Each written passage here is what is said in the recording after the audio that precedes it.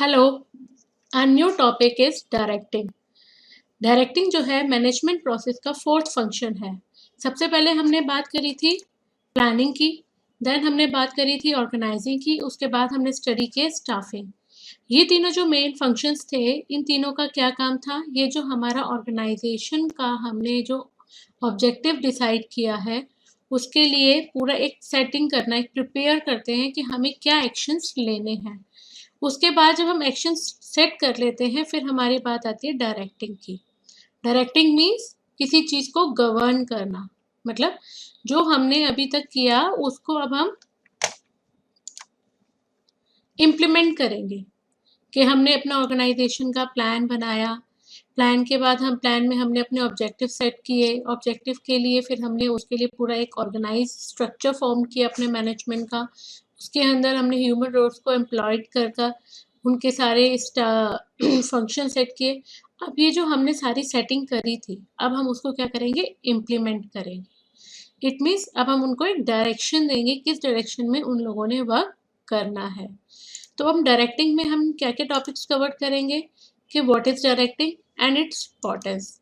Then we will discuss elements of directing, supervision, motivation, leadership and communication. Supervision, motivation, leadership and communication, ये 4 parts जो हैं ये सारे direction के elements हैं। तो हम एक एक करके सारे स्टडी करेंगे। सुपरविजन में क्या होता है, मोटिवेशनल में एक इम्पॉर्टेंट थ्योरी है मैस्लोस हायरार्की थ्योरी, उसके बारे में स्टडी करेंगे। Then we study the leadership, कैसे एक मैनेजर जो है अपने सबॉर्डिनेट से अच्छा काम करा सकता है, और कम्युनिकेशन की कितनी ज़्यादा इम्पोर्टेंस है हर किसी भी मैनेजमेंट में अपने ऑब्जेक्टिव को अचीव करने के लिए। So let us start with what is directing.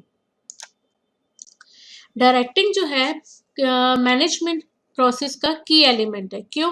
क्योंकि अब तक जो आपने सब कुछ प्रिपेयर किया कि हम अपने ऑर्गेनाइजेशनल के ऑब्जेक्टिव को अचीव करने के लिए हमें क्या क्या करना है, वो हमने स्टेप बाय स्टेप पूरा प्लान आउट किया, ऑर्गेनाइज किया, फिर उसके लिए स्टाफिंग भी अरेंज करी।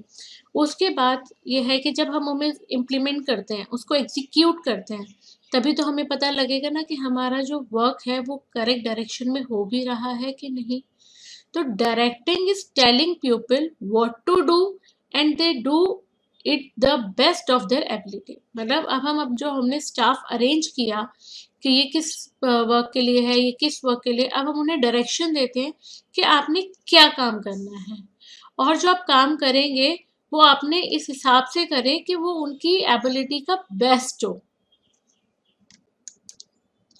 The process of instructing, guiding, motivating, leading, or counseling and coaching pupil in the organization to achieve its objective। मतलब जो मैनेजमेंट है, हमारे 3 लेवल होते हैं मैनेजमेंट, अंदर उसके अंडर मैनेजर्स वर्क करते हैं, मैनेजर्स के नीचे सबऑर्डिनेट्स काम करते हैं। तो डायरेक्शन में क्या हुआ कि जो मैनेजर्स हैं वो अपने सबऑर्डिनेट्स को इंस्ट्रक्शन देते हैं, उनको गाइड करते हैं, उनको मोटिवेट करते हैं, इंस्ट्रक्शन देते हैं कि उन्होंने क्या काम करना है, गाइड करते हैं कैसे करना है, मोटिवेट करते हैं कि उनको उनको एनकरेज करते हैं कि वो अपनी बेस्ट एबिलिटी से वो काम करें।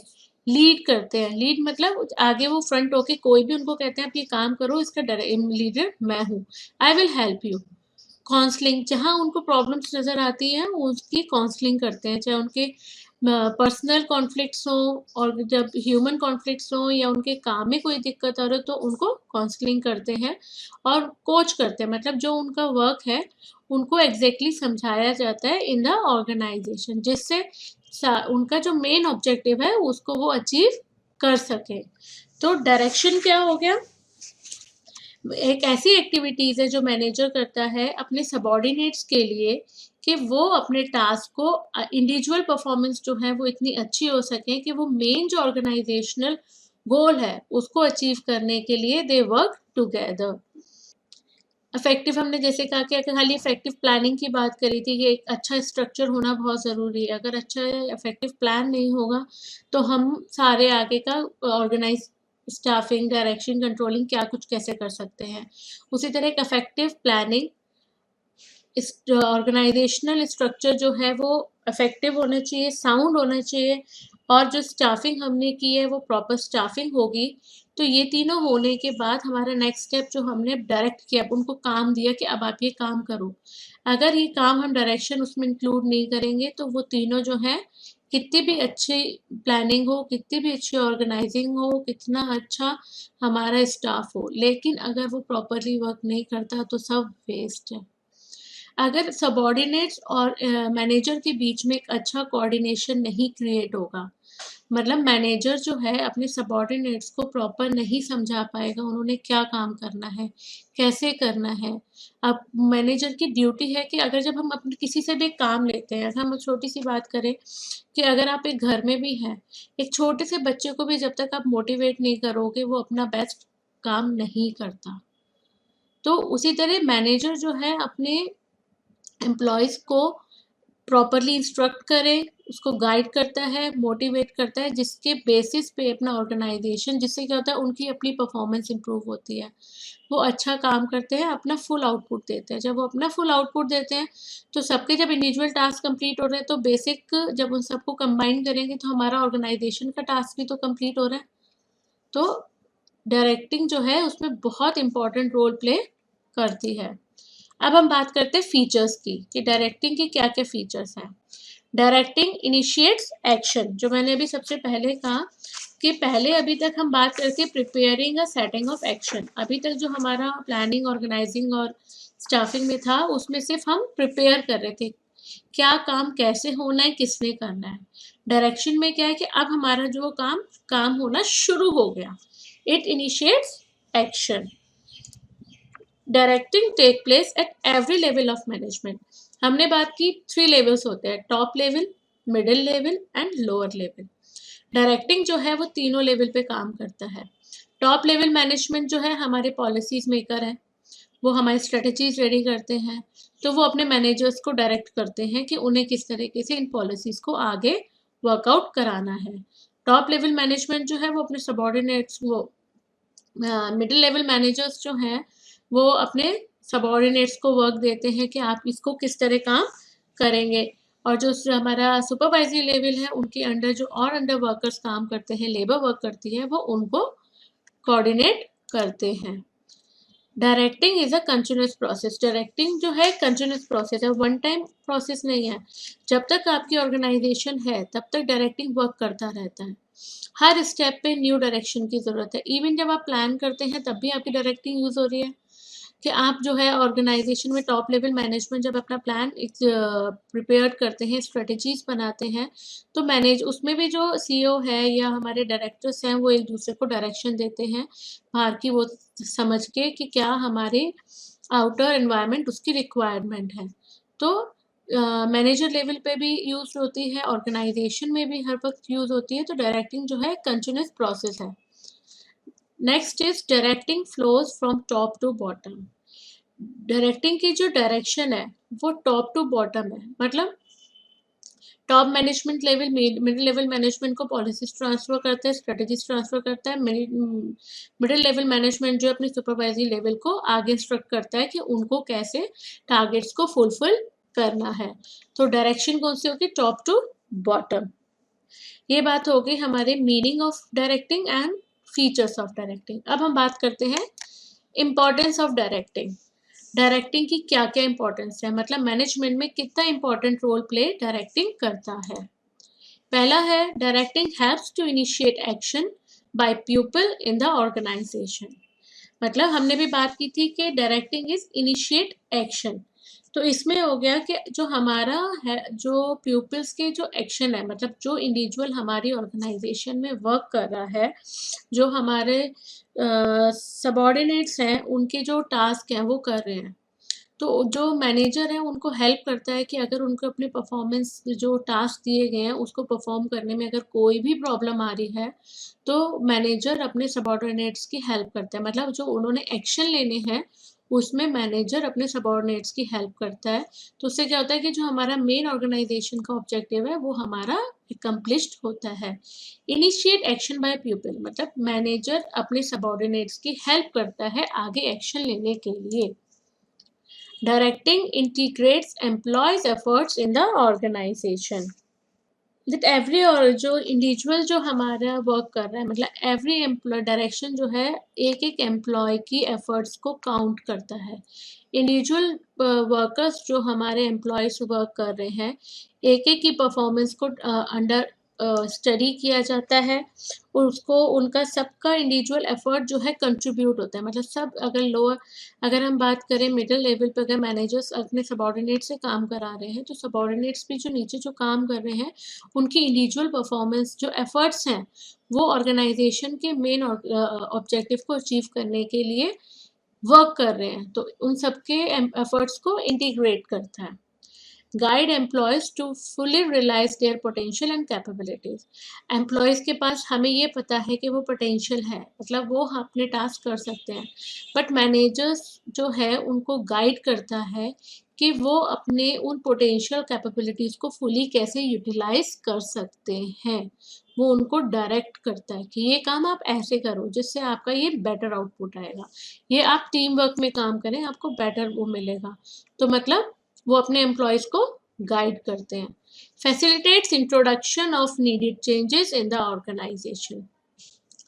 अब हम कहें कि बिजनेस एनवायरनमेंट, मतलब जो हमारा बिजनेस जो है एक पर्टिकुलर एनवायरनमेंट में वर्क करता है और जो हमारी सराउंडिंग्स हैं वो रेगुलरली चेंज हो रही है। मतलब अभी हमने पीछे एक बार पढ़ा था कि बिजनेस एनवायरनमेंट मीन्स जो एनवायरनमेंट के फैक्टर्स हैं, चाहे वो हमारे सोशल हैं, इकोनॉमिकल हैं, फाइनेंशियल हैं, या जितने भी हमारे इकोनॉमिकल हैं, लीगल हैं, ये सारे एनवायरमेंटल चेंजेस जो हैं हमारे ऑर्गेनाइजेशन को अफेक्ट करते हैं। जब ये हमारे ऑर्गेनाइजेशन को अफेक्ट करते हैं तो उसके अकॉर्डिंग ऑर्गेनाइजेशन को भी अपने चेंजेस करने पड़ते हैं। जब ऑर्गेनाइजेशन चेंज करता है तो एम्प्लॉयज़ जो हैं वो उस चेंजेस को एक्सेप्ट करने में उनको थ्रेट होता है कि हमारे ये काम करने से कि मतलब कोई हमारी जॉब की इनसिक्योरिटी ना हो जाए या हम कुछ गलत ऐसा ना कर जाए। तो जब उनके ऊपर मैनेजर्स या सुपर लेवल पे सुपीरियर सुपरवाइजर्स होते हैं वो उनको डायरेक्शन देते हैं, मोटिवेट करते हैं कि वो उन चेंजेस को एक्सेप्ट करें और उसके अकॉर्डिंग अपने वर्क को कंप्लीट करें। Helps to bring stability and balance in the organisation. इसमें हमने बात की थी कि एम्प्लॉयज़ को मोटिवेट किया जाता है, लीडरशिप हो गया, उनको इंस्ट्रक्ट करना, उनको गाइड करना। जब हम अपने एम्प्लॉयज़ को हर फेज़ पे उनके साथ काम करते हैं, उनको सपोर्ट देते हैं, तो उससे क्या होता है कि वो कॉन्फ्लिक्ट्स नहीं अराइज़ होते, जिससे क्या है कि हमारी ऑर्गेनाइजेशन के बीच में बैलेंस और स्टेबिलिटी मेंटेन रहती है। तो ये बात होगी हमारी इम्पोर्टेंस ऑफ डायरेक्टिंग कि वो इंडिविजुअल जो एम्प्लॉयज़ हैं उनके एक्शंस को इंटीग्रेट करने में हेल्प करता है, उनके एफर्ट्स को रिकॉग्नाइज कराता है, उनकी कैपेबिलिटीज़ एंड पोटेंशियल को इम्प्रूव करते हैं कि वो फुली रियलाइज कर सके। जो एनवायरमेंटल के चेंजेस हैं उनके चेंजेस को एम्प्लॉयज़ जो हैं ईजिली एक्सेप्ट कर सके, उस कंडीशंस में वर्क कर सके और कम ऑर्गेनाइजेशन में एक बैलेंस क्रिएट करता है। अब हम बात करेंगे एलिमेंट्स ऑफ डायरेक्टिंग।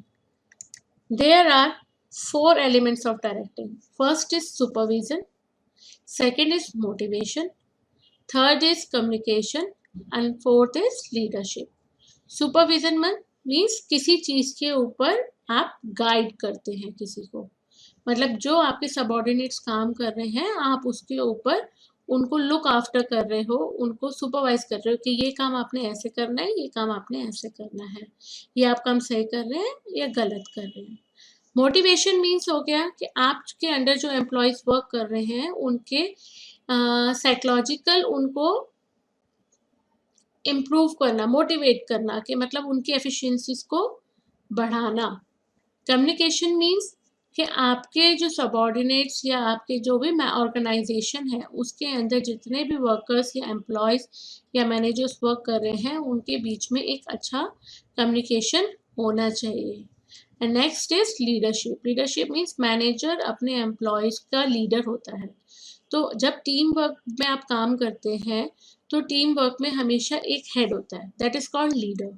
वो अपने टीम को किस तरह वर्क लेता है, that we will study in a leadership. तो these four are the elements of directing. Let us start with supervision. Supervision में टू वर्ड्स हैं, super and vision. Super means above, over, मतलब आप किसी के ऊपर हैं, या सुपीरियर, सुपीरियर हो गया ना. और विजन मीन्स लुक आफ्टर, मतलब आप किसी चीज को देख रहे हैं. विजन मतलब आई से आप किसी को लुक आफ्टर कर रहे हैं. सुपरविजन मतलब आप ऊपर खड़े होकर अपने अंडर जो आपके एम्प्लॉयज काम कर रहे हैं, आप उनकी एक्टिविटीज को लुक आफ्टर कर रहे हैं. That is called supervision. Supervision कि जो आपके सबॉर्डिनेट्स काम कर रहे हैं उसके ऊपर आप निगरानी रखें और उनको इंस्ट्रक्ट करें कि इस हिसाब से कि वो अपनी जो उनकी एफिशिएंसी है उससे वो ऑप्टिमम यूटिलाइज कर सके रिसोर्सेज को. अब सुपरविजन को समझने के लिए हमने दो पार्ट्स में उसको डिवाइड किया है, as an element of directing and another is as a function to be perform by the superior. मतलब एज अ फंक्शन और एज एन एलिमेंट, क्योंकि भी हम बात कर रहे थे कि ये डायरेक्टिंग का पहला एलिमेंट है. उसके according it means supervision means overseeing what is being done by subordinates and giving instructions to ensure optimum utilization of resources and achievement of work targets. Supervision का मीन्स क्या हुआ कि जो सबॉर्डिनेट्स आपके अंडर काम कर रहे हैं उनके ऊपर लुक आफ्टर करना. ओवरसीइंग मतलब देखना वो कैसे काम कर रहे हैं, प्लस उनको इंस्ट्रक्शन देना इसके जो उनके रिसोर्सेज उनको प्रोवाइड किए गए, मतलब जो उनकी वर्किंग कंडीशंस है कि प्रॉपर टाइम के अंदर वो अपना टारगेट्स के अपने टाइम को फुली यूटिलाइज कर सकें, उनके जो अपने कैपेबिलिटीज़ है उसको प्रॉपर यूज़ में ऑप्टिमम यूज़ कर सकें. और जब इन सबको यूज़ करेंगे तो क्या होगा, जो हमारे उनको वर्क टारगेट दिया गया है उसको वो टाइम पे अचीव कर सकें. जैसे हम बात करें कि अगर हमने मैनेजर को कहा कि आपको अपने एम्प्लॉयज से डेली इतने प्रोडक्ट्स, जो भी एक्स वाई प्रोजेक्ट है, इतने डेली उनको प्रोड्यूस करने हैं, तो आप मैनेजर जो है वो अपना डिसाइड करेगा कि अगर मेरे अंडर 10 लेबर्स काम कर रही है तो उनको मैं किस तरह इंस्ट्रक्ट करूं कि कितने आवर्स वो काम करें, कितने एक चीज़ को प्रोडक्ट करने के लिए कितने एम्प्लॉयज़ को एक उसमें ग्रुप में लगाऊं. ये सारे जो है सुपरवाइज करता है अपने सबॉर्डिनेट्स के लिए, जिससे कि वो उनसे मैक्सिमम वर्क ले सके. Next is as a function to be perform. मतलब सुपरविजन जो है एज अ मैनेजमेंट का एक फंक्शन भी है जो वो परफॉर्म किया जाता है. A managerial position in the organization hierarchy at the operational level that is immediately above the workers. मतलब हम जैसे अभी हमने कहा था there are 3 levels, top level management, middle level management and lower level management. तो जो middle level management होता है उसको हम जो है एज अ सुपरवाइजर बोलते हैं. क्यों? क्योंकि जो हमारा टॉप लेवल मैनेजमेंट है वो पॉलिसीज मेकर है, वो पॉलिसीज बनाते हैं, स्ट्रेटजीज बनाते हैं और क्या करते हैं, वो अपने नीचे मैनेजर्स को हैंड ओवर कर देते हैं. मैनेजर्स जो हैं उन पॉलिसीज या टारगेट्स जो स्ट्रेटजीज है उनको इम्प्लीमेंट करते हैं और अपने नीचे सबॉर्डिनेट से कराते हैं. तो ये जो मिडिल लेवल हो गया that is called a supervision area. वो अपने क्योंकि वो सुपरवाइज करते हैं कि उन्होंने अपने एम्प्लॉयज़ को क्या डायरेक्शन देनी है और किससे कैसे उन्होंने काम निकलवाना है. तो मैनेजर की उस पोजीशन को हम सुपरविजन कहते हैं और जो ये लुक आफ्टर कहते हैं उनको कहते हैं supervisor. Duties and function of supervisor. अब हमने बात की ना as a function to be perform, तो सुपरवाइजर एज अ फंक्शन क्या क्या परफॉर्म करता है, उसकी क्या क्या ड्यूटीज है. पहली उसकी ड्यूटी है कि maintains day to day contact and friendly relations with the workers. कि मतलब जितनी भी डेली उसमें एक्टिविटीज हो रही हैं उनके ऊपर लुक आफ्टर करता है, उसको मेंटेन करता है कि वो अकॉर्डिंग टू जो उनको दिया गया है उनको कर रहा है कि नहीं कर रहे हैं. और जो वर्कर्स उसके साथ काम कर रहे हैं उनके साथ उनकी एक म्यूचुअल अंडरस्टैंडिंग होनी चाहिए, एक फ्रेंडली रिलेशनशिप डेवलप होना चाहिए. Act as a link between workers and management. अभी हमने कहा कि मिडिल लेवल की बात की थी कि जो वर्कर से जस्ट अबव इमीडिएटली होते हैं और जो टॉप लेवल मैनेजमेंट के नीचे वाले, तो उसको सुपरवाइजर हो गया। तो वो दोनों के बीच में जो वर्कर्स जिनसे वो काम ले रहा है और जो टॉप लेवल मैनेजमेंट जिसने उसको काम दिया है, उन दोनों के बीच में लिंक का वर्क करता है। कैसे कि मैनेजमेंट जो है उसको पॉलिसीज़ और आइडियाज़ देती है, वो उसको वर्कर्स को इम्प्लीमेंट करने के लिए देता है, और जो वर्कर्स हैं उनकी जो प्रॉब्लम्स होते हैं, उनके सजेशंस होते हैं, जब वो वर्क को वर्कआउट कर रहे होते हैं, तो उनको अब ऊपर टॉप लेवल मैनेजमेंट तक सजेशंस और प्रॉब्लम्स फॉरवर्ड करता है कि आपके जो वर्कर्स हैं उनको ये प्रॉब्लम्स आ रही हैं, उनकी प्रॉब्लम्स को दूर करने में उनकी हेल्प की जाए, और सजेशंस कि ये वर्क को हम इस और बेटर तरीके से कर सकते हैं, उनको वर्किंग कंडीशन में ये सजेशन वो दे रहे हैं। तो वो क्या है, सुपरवाइज़र जो है टॉप लेवल मैनेजमेंट से उसको डिस्कस करता है। तो दोनों के बीच में सुपरवाइज़र जो है लिंक का काम कर रहा है।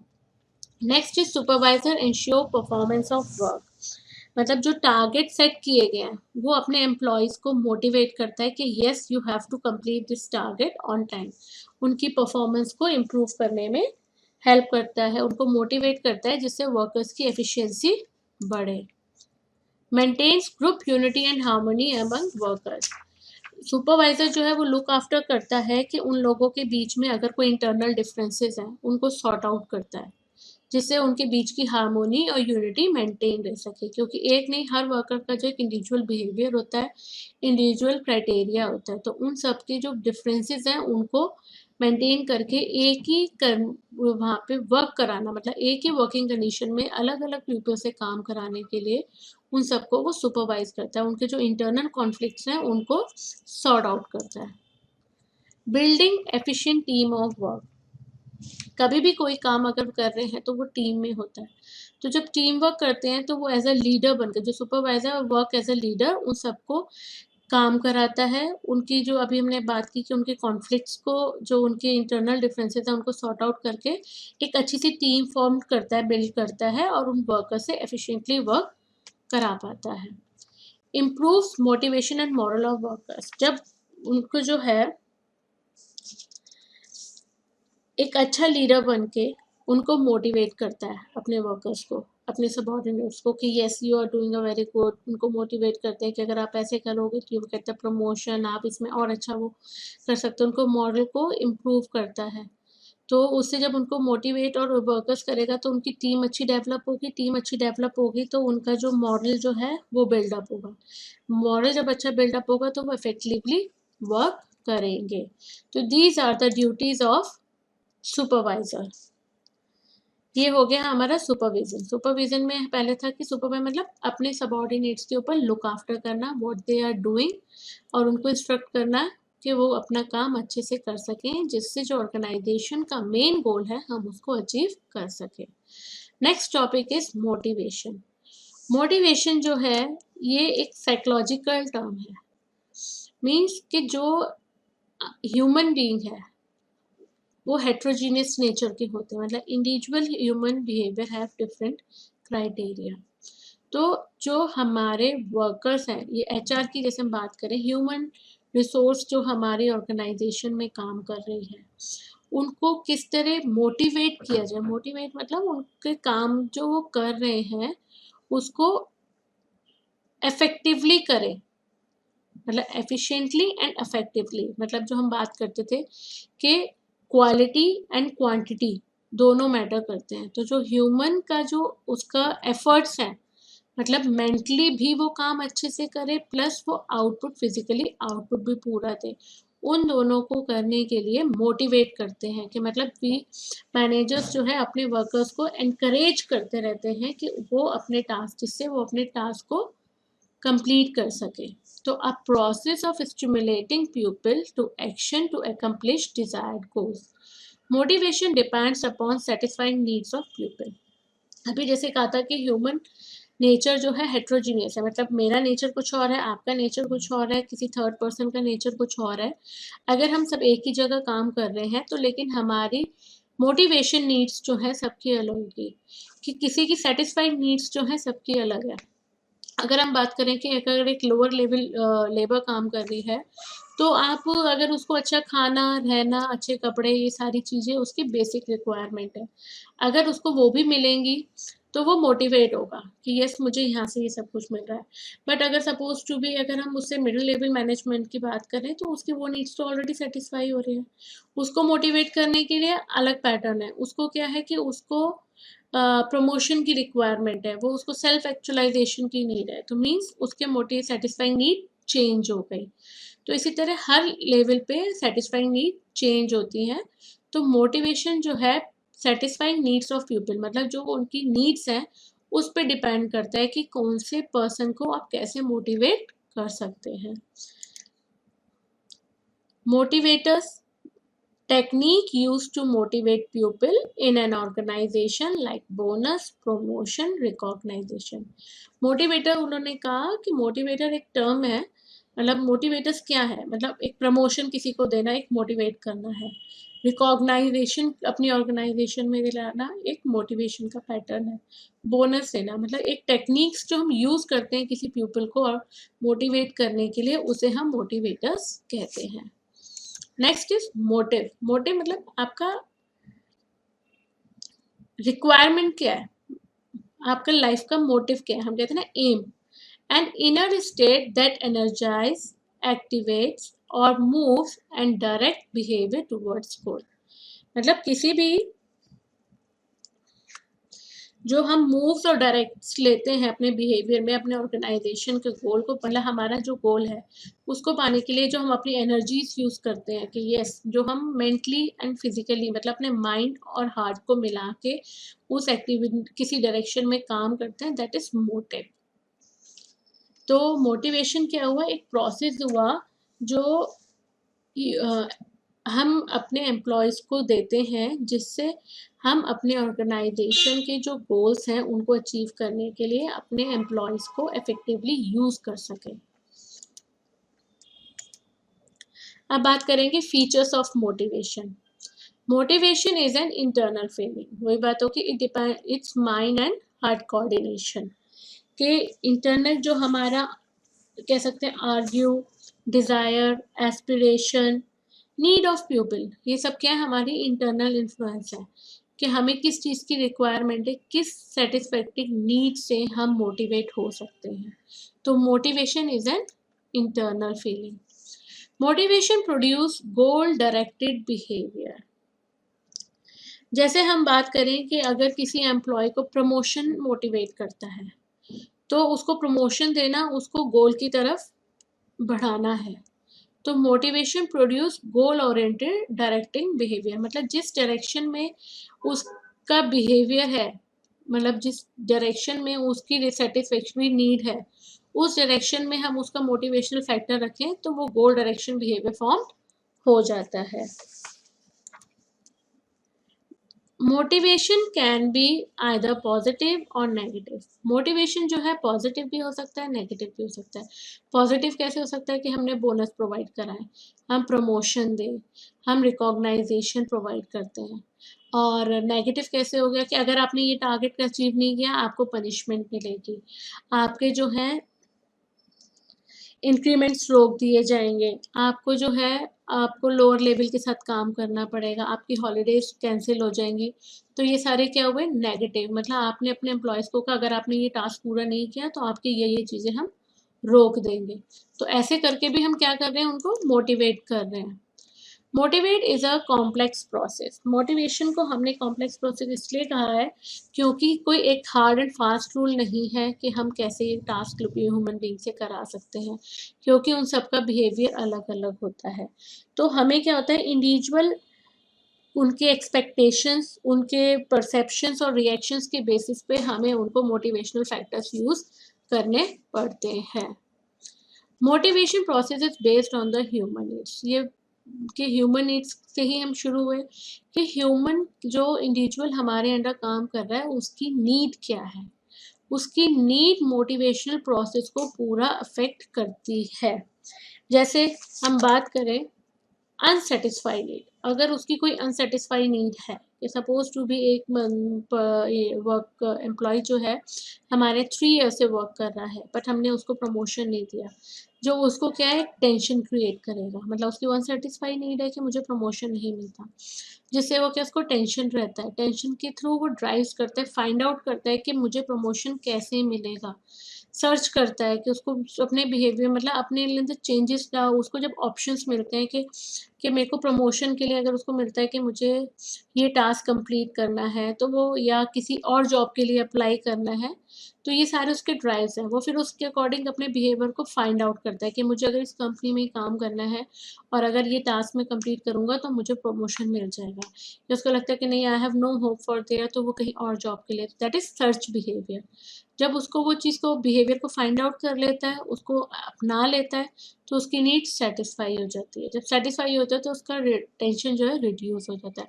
तो इट मीन्स पूरा अगर मोटिवेट अगर उसको अगर प्रमोशन चाहिए तो ये उसका एक मोटिवेशन फैक्टर है कि हमने उसको डिफाइन किया कि अगर ये 3 साल हो गए इसको काम करते, लेकिन अगर ये टारगेट कंप्लीट करेगा तो उसको प्रमोशन मिल जाएगा, तो मतलब उसकी वो उसने एफिशिएंसी को बढ़ाना शुरू कर दिया।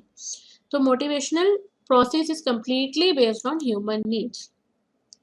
ये बात हो गई हमारी मोटिवेशन की। अब हम बात करेंगे Maslow's need hierarchy theory of motivation.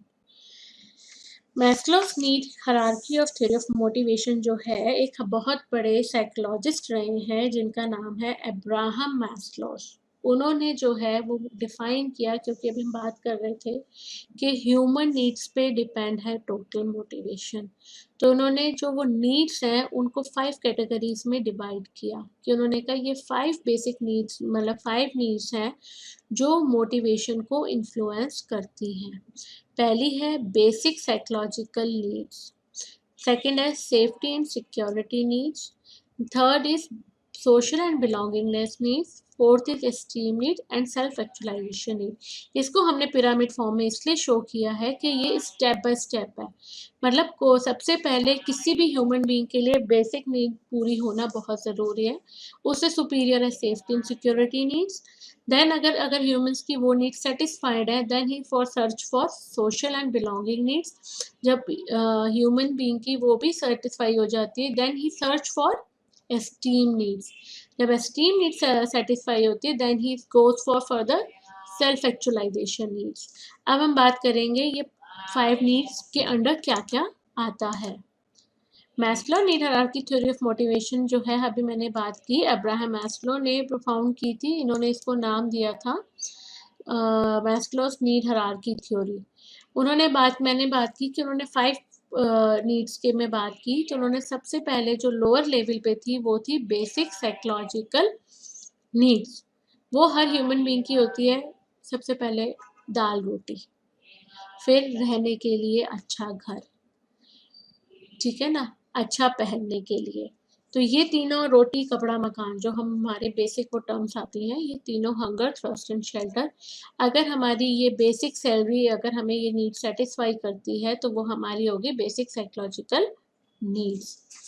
जब हमारी ये नीड्स फुलफिल होती है, मतलब इस नीड से ऊपर हम अपनी क्या जॉब के बारे में सोचते हैं, अगर हमें अच्छी रोटी कपड़ा और मकान मिल जाता है फिर हमें लगता है कि हाँ जहाँ पे हम काम कर रहे हैं क्या यहाँ हमें जॉब की सिक्योरिटी है, जॉब सिक्योरिटी के बाद यहाँ हमें जो इनकम मिल रही है वो स्टेबल है, सेफ्टी मतलब जहाँ मैं काम कर रहा हूँ वहाँ मुझे सेफ्टी है, अगर सपोज टू भी किसी डेंजरस मशीनरीज के साथ काम करते हैं तो हमें उसमें जॉब अगर कुछ प्रॉब्लम हो जाए तो उसके आगे हमारी क्या क्या सिक्योरिटी नीड्स हैं, मेडिकल ट्रीटमेंट मिलेगा या अगर कुछ हार्म हो जाता है तो कैसे कंपनी हमारे लिए रिएक्ट करेगी, तो ये सेकंड हो जाता है safety and security needs. Safety and security needs जब हमारी फुलफिल होती हैं तो हमारी थर्ड फुल इम्पॉर्टेंट नीड्स बनती हैं social affiliation and belongingness need. Means जिस एटमॉस्फेयर में सबसे पहले एक ह्यूमन बीइंग जो होता है कि जब वो अपने घर से निकलता है तो उसको होता है कि मुझे सबसे पहले रोटी कमानी है, क्यों, मेरे को अपनी खुद खाना है और अपनी फैमिली को खिलाना है, उनको अच्छा खाना रोटी कपड़ा मकान ये तीनों चीज़ें दे सकूँ। जब उनकी ये चीज़ें फुलफ़िल होने के लिए जब वो लगता है कि हाँ, ये तो मैं अपनी बेसिक नीड्स से सारी सैटिस्फ़ाई कर लेता हूँ, मेरा सैलरी में ये काम हो जाता है। फिर वो उससे अच्छी जॉब के लिए करता है ना कि मुझे जहाँ पे जॉब सिक्योरिटी भी मिले। जब जॉब सिक्योरिटी मिलने लगती है तो उसको होता है कि मैं ऐसे एटमॉस्फेयर में काम करूं कि जहाँ पे मुझे एक हेल्दी एटमॉस्फेयर हो, कि हेल्दी एटमॉस्फेयर में मैं काम करूं, थोड़ा सोशली हो, एटमॉस्फेयर अच्छा हो, तो वो रिलेशंस जहाँ एम्प्लॉयज़ के अच्छे हों।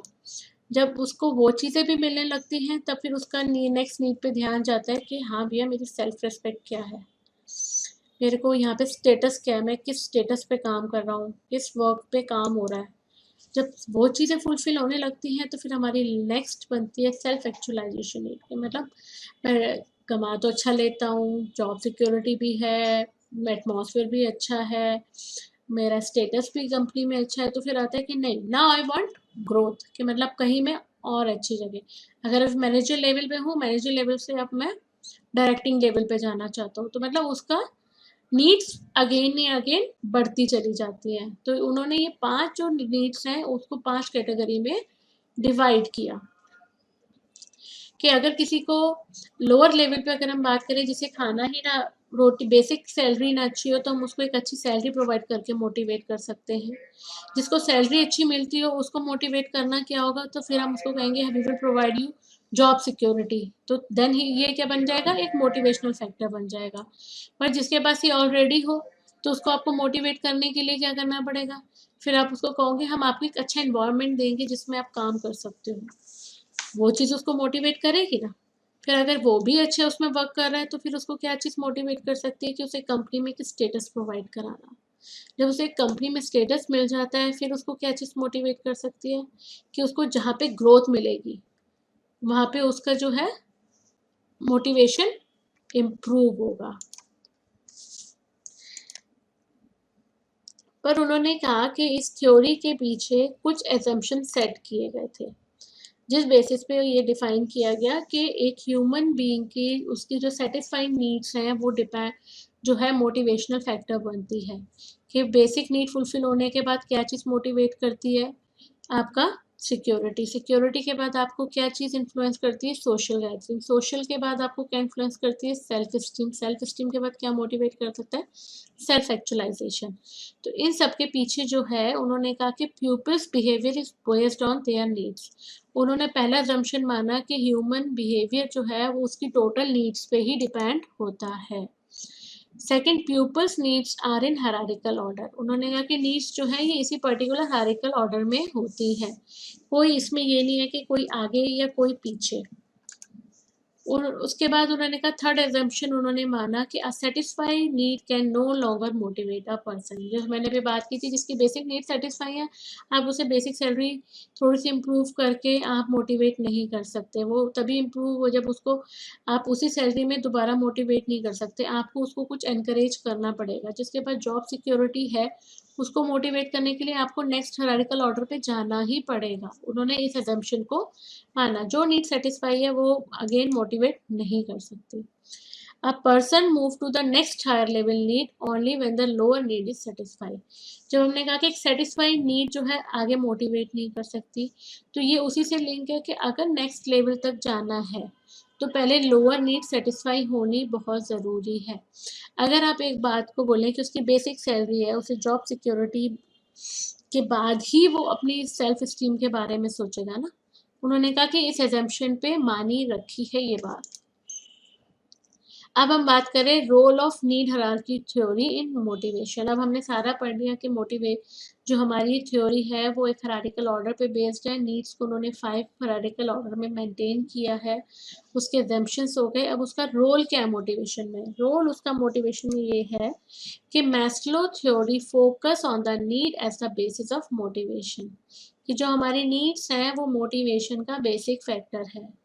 Need level of employees should be identified to motivate them. जो अभी तक मैं बात कर रही थी कि जो हमारी नीड जो है वो हमारा डिफाइन करती है कि वो किस तरह एम्प्लॉय मोटिवेट हो सकता है।